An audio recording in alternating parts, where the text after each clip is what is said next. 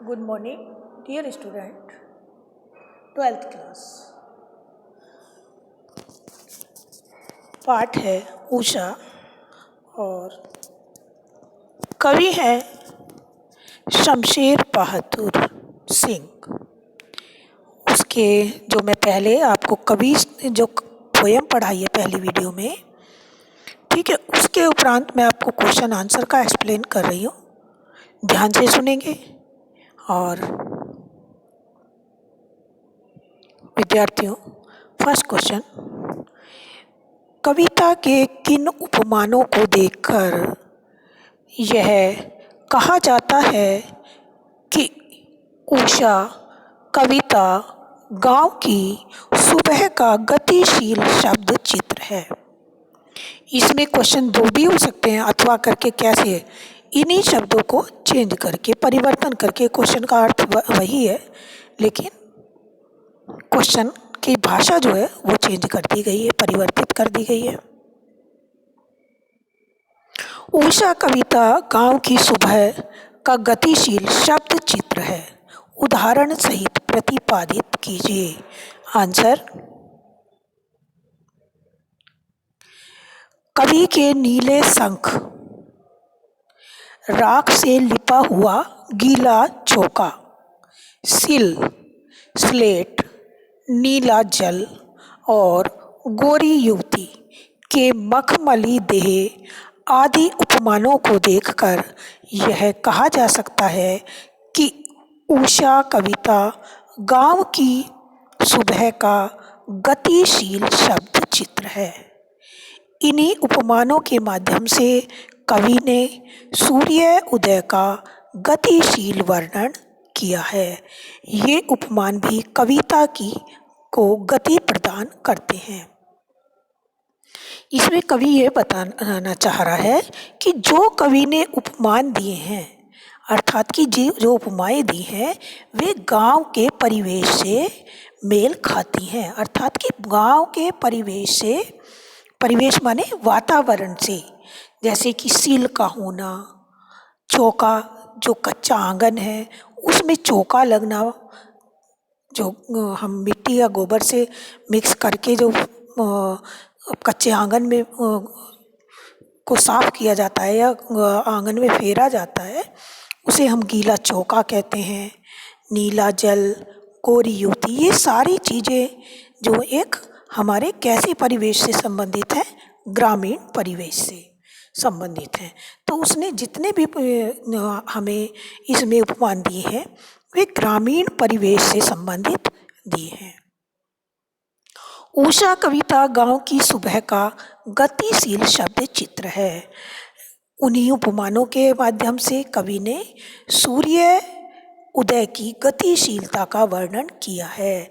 अर्थात कि जब सूर्य प्रातःकाल निकलता है तो हमारे जो हम दृश्य उसका देखते हैं उसमें क्या क्या परिवर्तन होते हैं।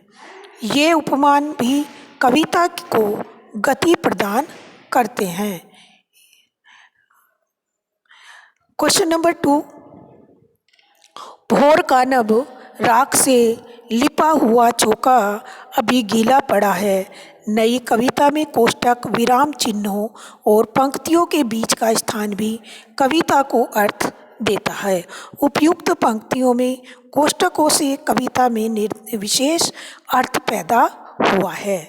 भोर का नभ, जो कि मैं पहले भी एक्सप्लेन कर चुकी हूँ, फिर से आंसर में देखिए। और नई कविता के कवियों ने नए नए प्रयोगों से स्वयं को अलग दिखाना चाहा है। शमशेर बहादुर सिंह ने कोष्टकों का प्रयोग किया है। इन कोष्टकों में दी गई सामग्री मुख्य सामग्री है। अभी गीला पड़ा, मतलब कि जो चौका है वो अभी गीला पड़ा हुआ है, इसका पूरक का काम करती है ये, ठीक है। वह कथन को स्पष्टता प्रदान करता है कि उसे तुम्हें विशेष शब्द है, इसलिए वो स्पष्टता प्रदान कर रहा है, जो ब्रैकेट में दिखाया गया है। यहाँ भी गीला पड़ा, वाक्य कोष्टक में दिया गया है।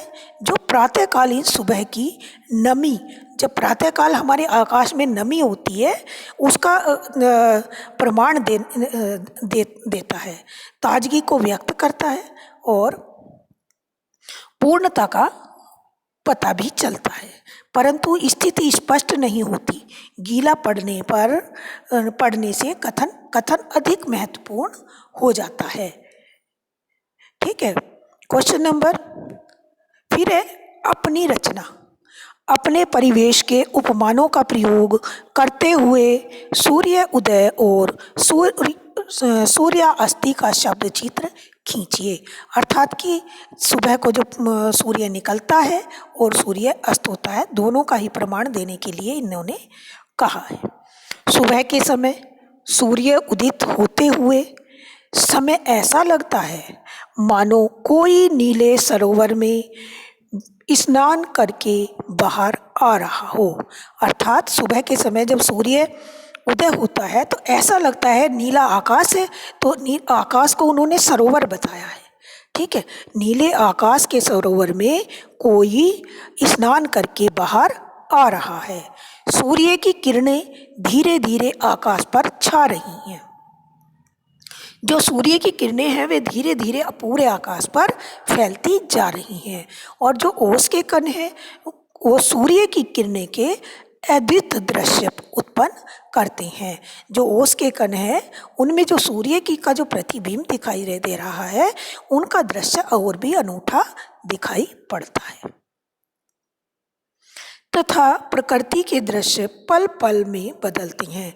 हमारी प्रकृति प्रातःकाल हो या कोई भी दृश्य तो हर पल ही बदलती है, लेकिन प्रातःकाल का जो समय है उसमें हर क्षण ऐसे लगता है कि हमारी प्रकृति अपना दृश्य बदल रही हो। पक्षी चहचहाने लगते हैं। पशुओं व मनुष्यों में नई शक्ति का संचार होता है, क्योंकि जब हम प्रातःकाल उठते हैं एक नया जोश हमारे अंदर भरा होता है और हमारा जो पूरा जीवन जिससे सजीव हो उठता है, ताजगी भरा हो उठता है। जैसे जैसे शाम होती है सूर्य थके हुए पथिक की भांति धीमी गति से अस्त होने लगता है। पक्षी अपने घरों की तरफ लौटने लगते हैं। सूर्य का रंग लाल हो जाता है, मानो वह विराम करने जा रहा हो।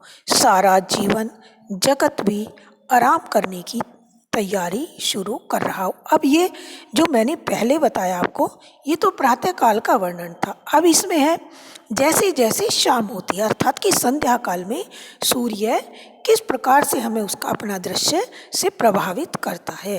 सूर्य एक थके हुए पथिक की भांति, मुसाफिर की भांति धीमी धीमी गति से अस्त होता है और पक्षी अपने घरों की तरफ लौटने लगते हैं। सूर्य का रंग लाल हो जाता है और मानो वह विराम करने जा रहा हो।